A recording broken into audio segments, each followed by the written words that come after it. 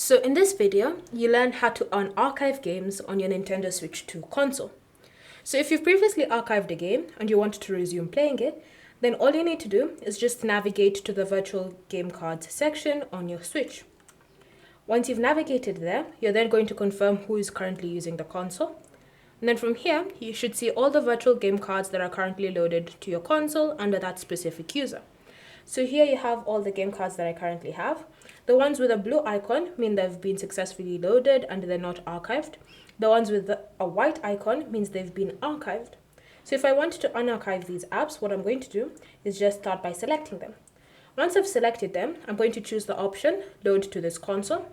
And then you should see this animation appearing, showing that the virtual card has been successfully restored.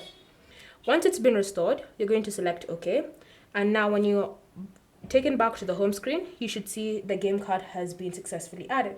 So now what you're going to do is simply wait for your game data to be loaded onto the virtual card so that you can resume playing that specific game on your Nintendo Switch 2. Thank you for watching.